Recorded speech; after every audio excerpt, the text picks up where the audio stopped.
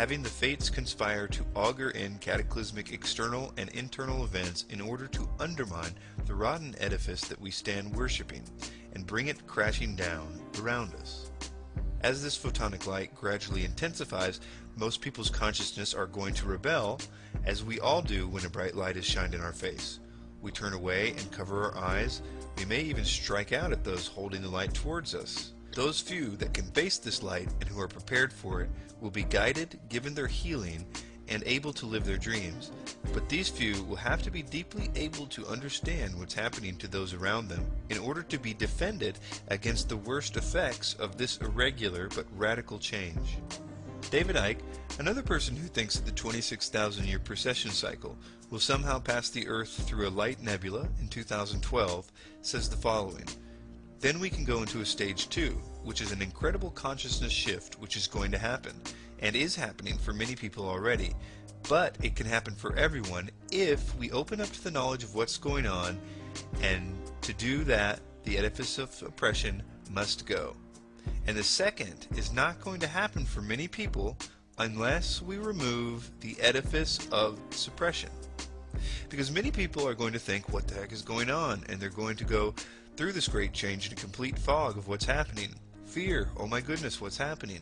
Two things to do here. One is to start focusing on how the world is controlled, identifying it, removing it. Secondly, we can all concentrate on the transformation spiritually that is unfolding in the year 2012 and beyond. The following is a random channeling session that I pulled from the internet.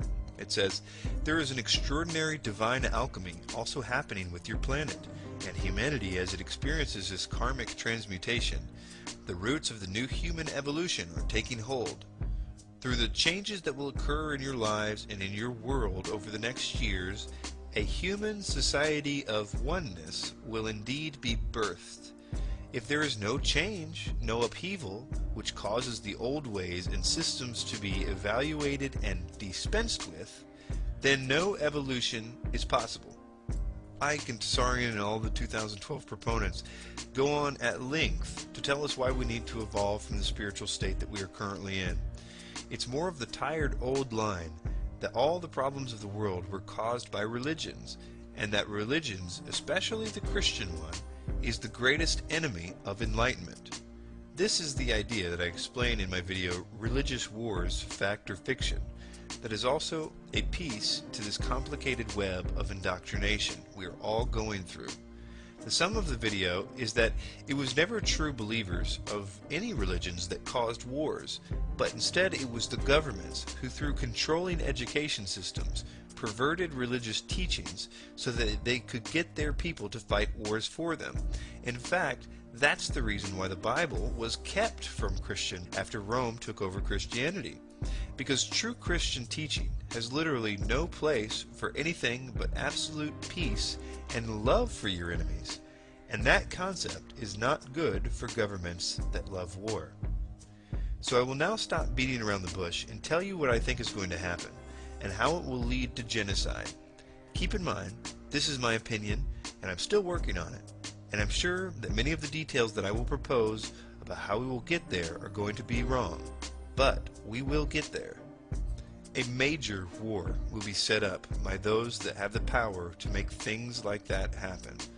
I think there will be an effort to make this war seem like the same war prophesied at the end of the Bible, in order to give credibility to their next move. There will also be, before that, an effort in the coming years to make a man seem like the biblical Antichrist. They will make it look like he has made a peace agreement with Israel and the whole bit.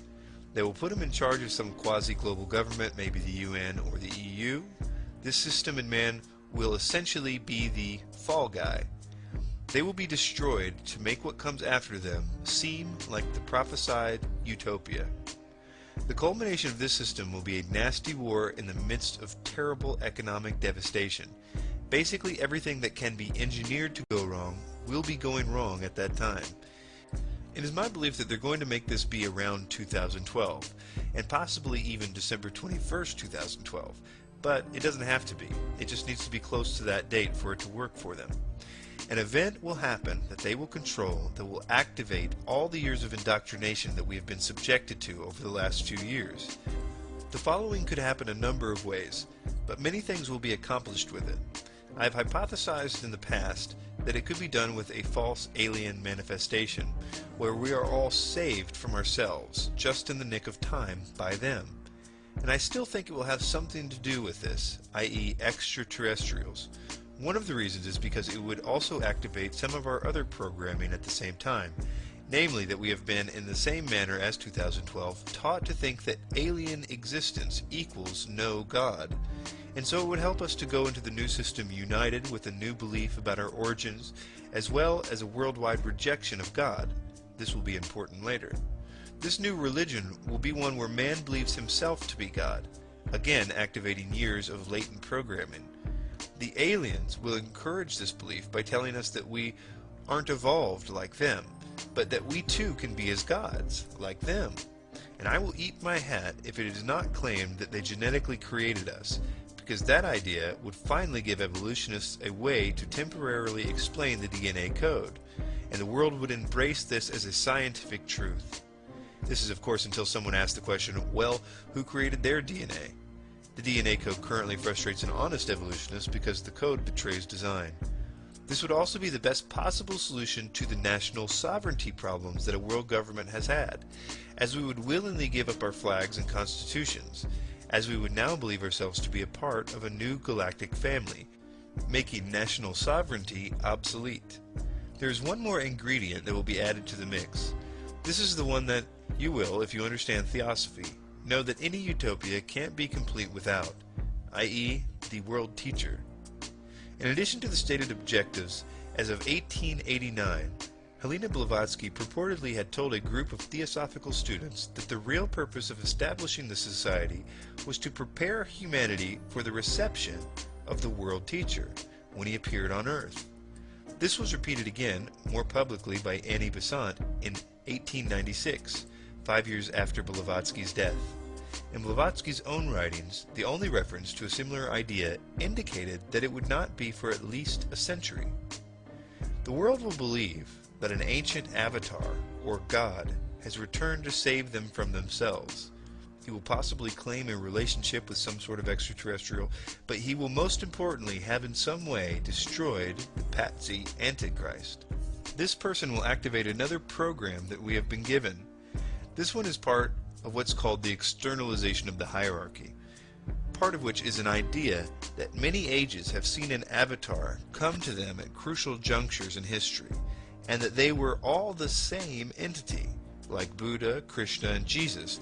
They say that they were all part of the Christ consciousness, i.e. the same entity. This will be a genuine God in the flesh, people will believe, and as a planet, we will like it a lot. It is my belief that this man will in fact have many of the institutional churches convinced that he is the same Christ as the first century Christ, and that the reason all the pieces don't match up precisely is because the Bible was an error. After all, he didn't destroy the Antichrist, and he did save us from Armageddon, so he must be the Christ, only a little different than we were expecting.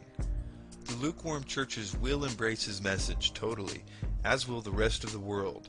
And like Hitler after World War I and the Treaty of Versailles, he will promise a brighter future than the one that people have just witnessed, one with no more wars, no religion, a new world order.